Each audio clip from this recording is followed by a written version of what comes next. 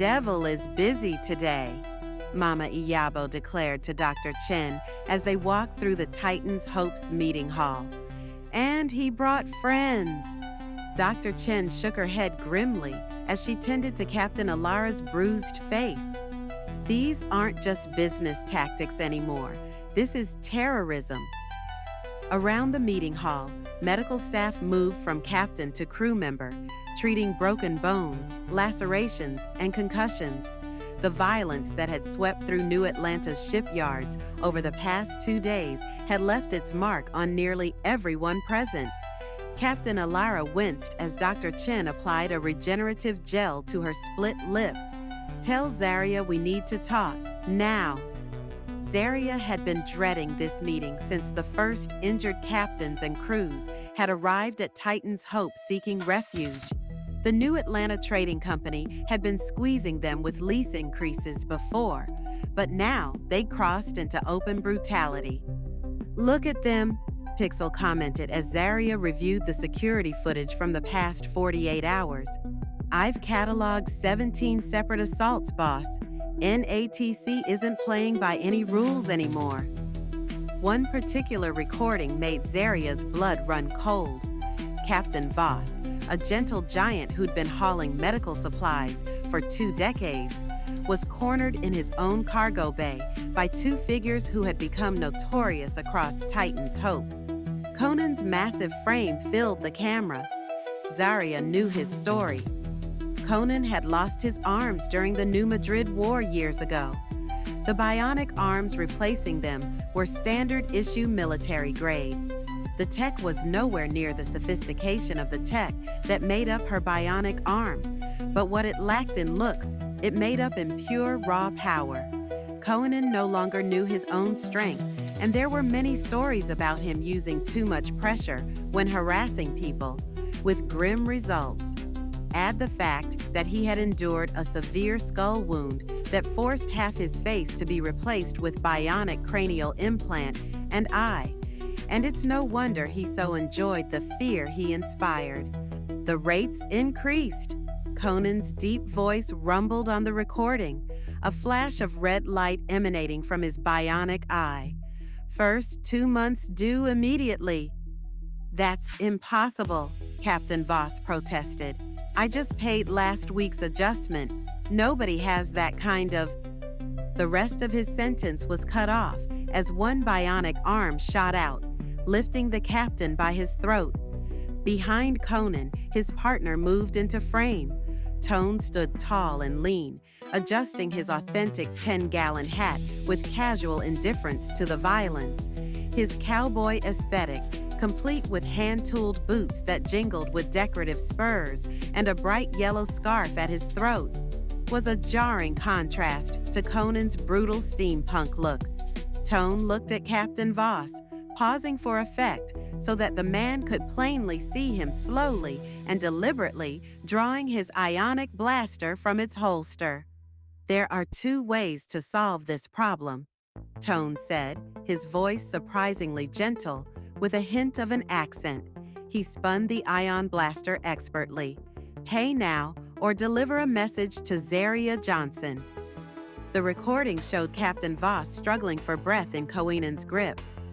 "Tell her," Tone continued, pressing the barrel of his blaster against Voss's temple, "that Mr. Hurd requests a meeting. Just her. No family, no friends, no AI assistants. If she agrees, the rates go back to normal. If not—" He shrugged, spurs jingling with the movement. Conan loosened his grip just enough to deliver a crushing punch to Captain Voss's ribs. The force of the blow dropped the captain to the floor in a heap. Voss writhed in pain, vomiting and spitting up blood. His ribs were clearly broken by the punch. "Your choice, pay or play, messenger," Conan growled, looking down on the fallen man in disgust. The footage ended with Captain Voss gasping on the floor of his own ship, laying in the fetal position, cradling his rib cage, with confused and frightened crew members coming to his aid. "Can you blame them for coming here?" Zaria said, closing the video with a gesture from her bionic arm. Herd's thugs have made their lives impossible. Child, let me go down there and show those bullies what these hands can do. Mama Iyabo started, but Zaria grabbed her arm. Mama, no, this is my battle. Baby girl, you ain't gotta face everything alone. That's what family's for. Speaking of family, Pixel chimed in. Wrench just called. Herd's people have been asking questions about the zero-G security systems, and not in a just curious kind of way. Zaria closed her eyes, feeling the weight of her daddy's legacy pressed down like high gravity. Give me strength and patience, but strength first. She straightened her shoulders, checked her reflection in the viewport. Her locks were fresh, her coveralls clean, and her daddy's old tool belt hung just right on her hips. Time to handle business. The meeting hall fell silent as she entered, all eyes turning to her.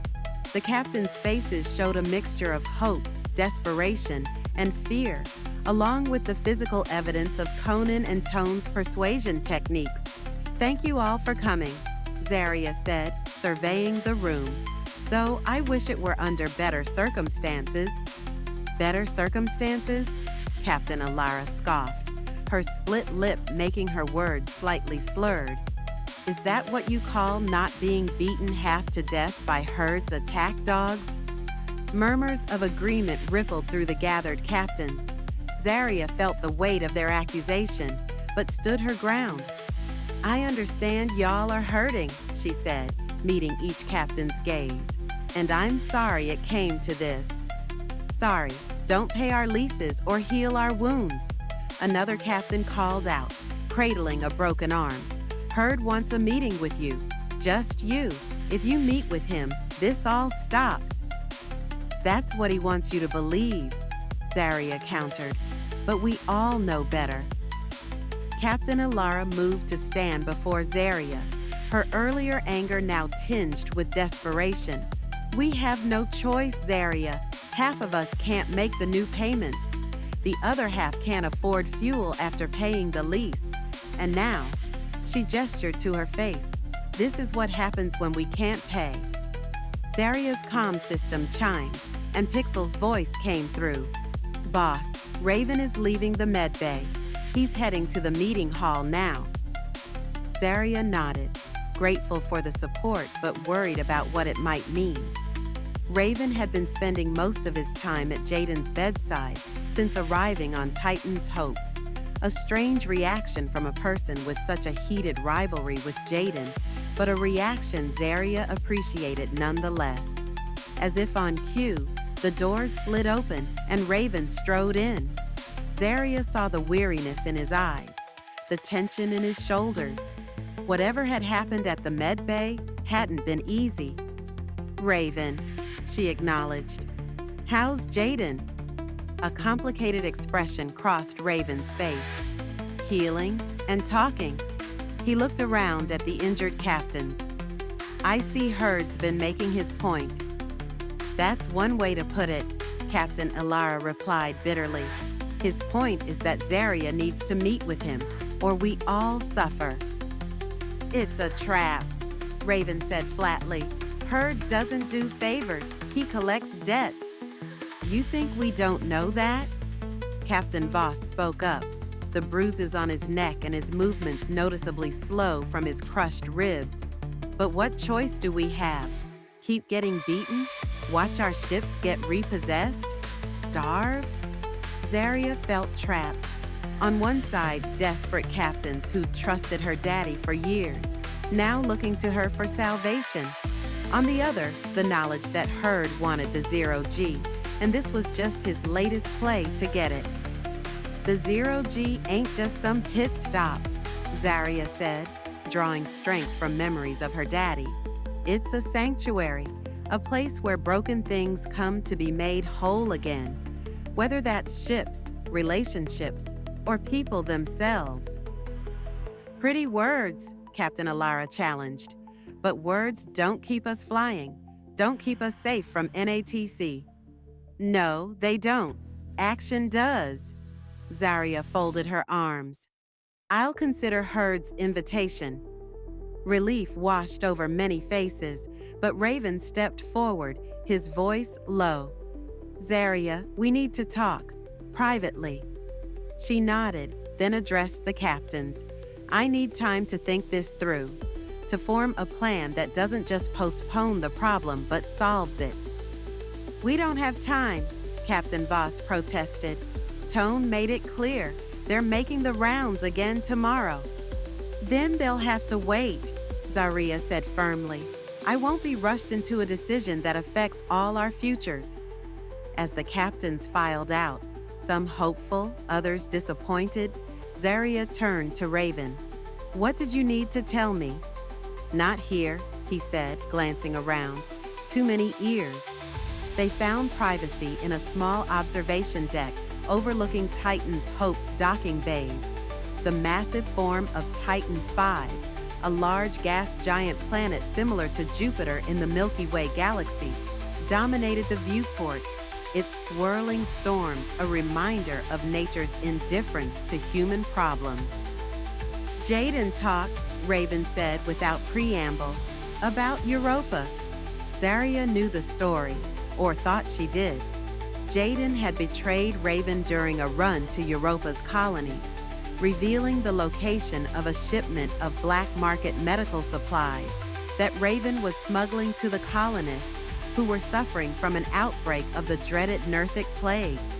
The betrayal had cost Raven a year in the Europa detention center until he escaped and stole back the Shadow Hawk. And, she prompted when Raven fell silent. And it wasn't what I thought, Raven admitted, his usual confident demeanor cracking. Jaden's grandmother had moved to Europa and had contracted the disease. Herd paid the doctors to refuse to treat her unless Jaden did exactly as he wanted. Nerthic plague was running rampant through those mining colonies, and NATC was price gouging shipments of meds, so much to the point their economy was on the verge of collapse. The Europeans turned to me and my pirates to smuggle them meds, but Herd wasn't having it. He needed me out of the way, and Jaden, who was helping, was his way in. Zaria's heart sank. Herd? Raven nodded. Always Herd, pulling strings, creating divides, turning friend against friend. Why is Jaden telling you this now? Because he thinks we're about to lose you to Herd too. Raven turned to face her fully. Zaria, you can't meet with him. It's exactly what he wants. He's been trying to get control of the Zero-G since before your daddy died. I know that, but what choice do I have? Those captains depend on the Zero-G. They trusted my daddy, and now they're trusting me. Herd wants the Zero-G, Raven said what they both knew. Your daddy turned him down dozens of times. And look where that got him, Zaria muttered, immediately regretting the words. Your daddy stood his ground because he knew what the Zero-G means to this community, Raven countered. It's not just a repair shop. It's independence. It's dignity. It's family. Zaria paced the observation deck, the weight of her decision pressing down on her. I need to see Jaden, she finally said. He'd like that, Raven replied. He's been asking for you. The med bay was quiet, the soft beeping of monitoring equipment creating a soothing rhythm. Jaden lay in a recovery pod, the regenerative field working to heal the damage from the severe internal injuries he suffered when his speeder was shot down by Tone and Conan and crashed into the New Atlanta reservoir. His eyes brightened when he saw Zaria. About time, he said, his voice weaker than she remembered. Was starting to think you were avoiding me. Never, she replied, taking a seat beside his pod. Just been busy. Busy considering Herd's offer. When she looked surprised, he smiled weakly. News travels fast, even to the infirm. I haven't decided anything yet. Jaden's expression grew serious. Zaria, I need to tell you something. About NATC, about Herd. Raven told me about your grandmother, she said softly. About Europa. That's just one story. There are dozens more. Jaden shifted, wincing slightly. Herd doesn't make offers. He creates situations where people feel they have no choice but to give him what he wants. Like beating up captains until they can't pay their leases? And paying off dubious politicians to do his bidding, Jaden said with regret in his voice. Zaria instantly understood that he was referring to himself. He reached for her hand. If you meet with him, he wins. Even if you turn down whatever offer he makes, just getting you there is a victory for him. Then what do I do? Watch as those captains suffer? Let Conan and Tone continue their reign of terror? No. Jaden squeezed her hand. You fight back, the way only Zaria Johnson can. Before she could ask what he meant, a nurse entered, checking Jaden's vitals. I'm sorry, Miss Johnson, but he needs rest. Jaden held onto her hand a moment longer. Promise me you won't meet with Herd. Not yet. Not without a plan. I promise to be careful, she said, which wasn't quite the same thing. The look in his eyes told her he noticed the difference. Back at the 0G, Zaria sat alone in her daddy's old office, surrounded by his books, his tools, his memories. The weight of the captain's expectation, of Raven and Jaden's warnings, of Herd's threat, pressed down on her like high gravity. Maybe it would be simpler to just sell the 0G to Herd. Let him deal with the failing economy, the desperate captains, the impossible choices. Her daddy would understand, wouldn't he? Faced with this kind of pressure? The door chimed. Not now, she called out. Boss, Pixel's voice came through. There's an urgent matter requiring your attention. Unless New Atlanta is about to explode, it can wait. There was a pause. Then Pixel said, Actually, according to my protocols, this cannot wait. It's overriding my primary programming. That got Zaria's attention. Pixel's protocols were ironclad. Her daddy had made sure of that. What is it? The door slid open, and Pixels hovered into the office looking apologetic. It's a message, one that was programmed to activate under very specific conditions. What conditions? Your biometric readings match the pattern classified as a surrender. Before Zaria could question further, Pixel dimmed the office lights, hovered over to the middle of the room, and began to broadcast from its eyes a hologram. Her father, Theodore Johnson, looking just as he had before the accident that took him. Her heart squeezed in her chest. Daddy? The hologram smiled. Hey there, baby girl. If you're seeing this, it means you're thinking about giving up on something important. The 0G, most likely. Zaria's breath caught. Even in death, her daddy knew her too well. Now, I don't know the specifics of what's got you down, the hologram continued, but I know you. And I know that sometimes the weight of responsibility feels too heavy to bear, especially when you're trying to carry it with one arm. Theodore's hologram glanced at her bionic arm, and Zaria unconsciously flexed it. What I need to tell you now? Well, it's something I should have told you a long time ago. The hologram's expression grew serious. Byron, Jason, Herd, and I, we have history, deep history. Zaria leaned forward. You knew Herd? Knew him? Baby girl, the New Atlanta Trading Company is a branch of a bigger conglomerate, Universal Supply and Trade. Byron and I worked for UST, and we proposed opening a branch in this star system. Byron would handle running the trade and supply side, while I would handle maintaining the fleet and research and development. UST liked the idea and even allowed us the rights to name our subsidiary companies. That's how NATC and the 0G were born. You worked with Herd? Zaria couldn't hide her shock. Her daddy had always been so adamant about independence. The hologram nodded. For nearly a decade, he had vision, I'll give him that. But somewhere along the way, that vision twisted. What started as a company to help people build their fortunes on these new and unusual planets became all about control. Theodore's image paced the office, hands clasped behind his back, just as he used to when explaining a difficult concept. I developed engine modifications, fuel efficiency systems, upgrades that cut maintenance costs by half. But when I saw the bills going out to the captains, I realized Hurd was charging 100 times what the work cost. And worse, he was designing the contracts, so captains had to keep coming back, keep paying. "That's why you left," Zaria whispered. "That's why I broke away," Theodore corrected. "I confronted Hurd, told him I wouldn't be part of cheating honest workers. UST arbitrated our dispute. We were too far out for them to try and take over, so they made us work out a separation.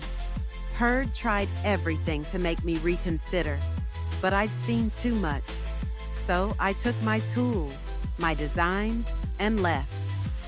Theodore's hologram smiled sadly. "Hurd never forgave me.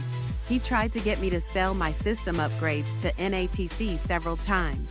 Each time I refused, his rage only grew. He tried everything: legal threats, sabotage, buying out my suppliers. Why didn't you ever tell me?"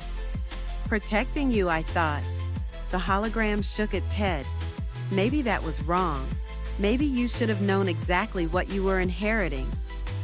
Theodore's expression turned grave. "If you're seeing this message, Zaria, then NATC is making a move on the 0G. And I unfortunately learned the hard way about how far Hurd is willing to go." Zaria's eyes widened. "The accident, it wasn't..." "More than likely, but Hurd is smart when it comes to covering his tracks," Theodore said quickly.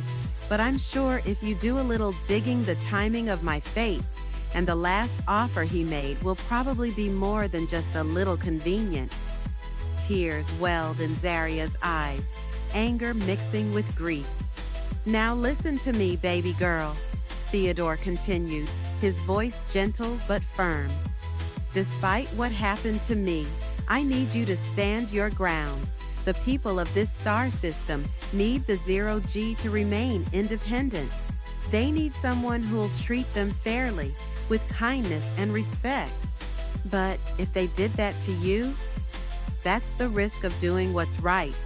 Theodore cut in. "But it's worth it. The true legacy of the 0G isn't the tools or the technology. It's fairness, it's kindness, and yes, even forgiveness." "Forgiveness? Even for men like Hurd?" Theodore nodded. "Not because they deserve it, but because carrying that hate will poison your heart. I've seen it happen to good people." Theodore's hologram walked closer, and for a moment, Zaria could almost feel his presence. "Remember when you first got that arm? Your body was rejecting it. The neural connections weren't holding. The doctors said it might be better to try a different model, maybe something less advanced." Zaria nodded, the memory vivid. The pain had been excruciating, the frustration even worse. "But you refused to give up," Theodore continued. "Night after night, I'd find you in the workshop, tinkering with that arm, reprogramming its neural interfaces, exercising until you were exhausted. You rewrote its code while barely understanding the language. You modified its structure with tools you'd never used before." Tears flowed freely down Zaria's cheeks. "Because you believed I could do it." The hologram nodded. "I did, but more importantly, somewhere deep down, you believed it too. You just needed a reminder sometimes. On the hard days." Theodore's image studied the changes she'd made to the office since taking over. "The 0G isn't just a business, baby girl. It's a stand against exploitation, a beacon for those who need a fair chance. Those captains out there, They're not just customers, they're family. But what if I can't protect them? If Herd comes after me like he did you? Oh, he will, but you're smarter than me, Theodore said with a wink. You build allies, you create systems, you find solutions, just like you did with your arm. You remember that you're not alone in this fight. Zaria wiped her tears, feeling something stir within her, a familiar determination that had been temporarily buried under doubt and fear. This is my final message, baby girl, Theodore said softly. The rest of your journey is yours to chart. But know this, I believe in you. Always have, always will. I love you, Daddy. And I love you, Zaria, more than stars in the sky. The hologram began to fade. Now, go show Herd what a Johnson is truly made of. As the hologram disappeared, Zaria sat in silence, feeling the absence of her father anew, but also feeling his strength flowing through her. She looked down at her bionic arm, a testament to her refusal to accept defeat, even when it seemed inevitable. She activated the arm's holographic display and began to sketch rapidly, an idea forming. By the time she was done, a smile had replaced her tears. "Pixel," she called out, "get everyone to the main workshop. We've got work to do." When Zaria entered the workshop, she found not just Raven and Mama Iyabo waiting, but also Captain Alara and several other captains who had returned, hoping for news. "I've made my decision," Zaria announced, her voice clear and confident. "I'm not meeting with Herd." Murmurs of dismay rippled through the captains. "And I'm not selling the 0G either." That silenced everyone. Instead, Zaria continued, activating her bionic arms display so that a holographic schematic hovered in the air. "We're going to fight back, together." The schematic showed modifications to a standard cargo hauler, changes to the propulsion system, the cargo bays, the navigation interface, and an organization chart. "What are we looking at?" Captain Alara asked, leaning forward with interest. "Liberation," Zaria replied. "These modifications will increase your ship's efficiency by 30%. Less fuel consumption, faster routes, more cargo capacity." "That's impossible," one captain scoffed. "We've got the latest New Atlanta Trading Company models." "Latest, but not the full upgrade. Herd only had half the upgrade schematics, and without the other half, your ships are flying powder kegs," Zaria countered. "Plus, all of Herd's ships are designed to keep you dependent on his fuel, his parts, his rates." She expanded the schematic. "These modifications will break that dependency." "And how are we supposed to pay for these miracles?" another captain asked. "For now, I will provide the upgrades at cost," she stated. "Moreover, we form our own company, the New Atlanta Trade Cooperative, and we make our own deal with Universal Supply and Trade. I've already reached out to them. Seems they have their own grievances with Herd and are willing to turn a blind eye to this fight until after the smoke clears." The captains exchanged skeptical glances. "It won't be easy," Zaria admitted. "Herd will fight back when he realizes what we're doing, but together we stand a chance." "What about Herd's thugs?" "Tone and Conan aren't the only mercenaries on his payroll," Captain Voss asked, unconsciously touching the bruises on his neck. "They won't just let us walk away." "Raven and I will handle them," Zaria agreed. "We'll work together to ensure everyone's safety, strength in numbers." "I've spoken to some mutual friends of ours," Raven added. "They will provide your ships with security escorts while this fight is going down. And Jaden is willing to cut all ties with NATC and allow Titan's Hope security forces to help as well." "The modifications will take time," Captain Alara pointed out. "Time we might not have if Herd raises rates again in retaliation." "That was true when you all worked for NATC," As of today, you all are going to collectively break your leases, Zaria replies, her confidence growing. Then the ships that get modified first must share some of their earnings with the others in waiting, hence why we are a collective. As the fleet grows, then the less profit you have to share. We also will set up a board of governors to settle disputes and create fair regulations. Captain Ilara studied the plan for a moment, then looked at Zaria with new respect and a broad smile. Theodore would be proud. This is exactly what he would have done. No, Zaria corrected gently. This is what he taught me to do. Find the problem, build the solution, help the family. Mama Iyabo moved to stand beside her daughter, pride radiating from her.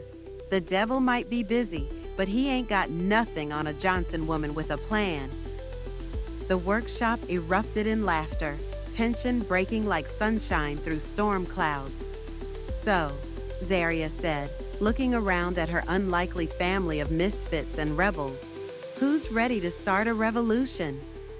One by one, hands raised, captains, crew members, friends, family, united by a common purpose, a shared vision, a collective refusal to surrender to fear or intimidation.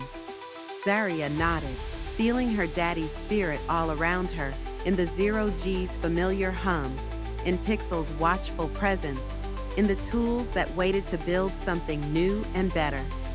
All right then, she said, picking up her favorite wrench. Let's get to work. The Zero G buzzed with renewed energy as Zaria outlined the plan in more detail, assigning tasks, organizing teams, transforming despair into determination. In one corner, Raven communicated with Jaden via hologram, developing security protocols with Captain Ilara. At the main workbench, Mama Iyabo organized supply lists with her usual efficiency. Amidst the activity, Zaria took a moment to breathe, to center herself in the space her daddy had built, and she would defend.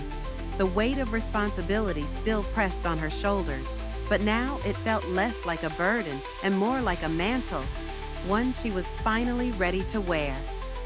They won't know what hit them, Pixel commented, hovering near her shoulder.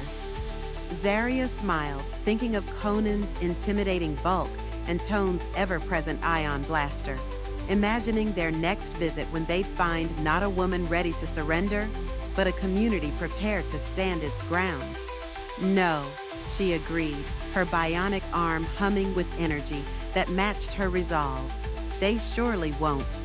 Somewhere in the systems of the Zero G, her daddy's programming continued its silent watch, ready to remind his daughter of her strength whenever she needed it. But for now, Zaria Johnson stood tall, surrounded by the family she'd chosen and the legacy she'd embraced, ready to face whatever challenges came her way. Even if Pixel wouldn't stop playing Public Enemy's classic Fight the Power through the workshop speakers, with a bass turned up so high that it had everyone's tools vibrating on their workbenches. If you enjoyed this adventure, don't forget to subscribe. Until next time, remember that the Zero G is more than just a garage, and Zaria and Pixel are always on the job.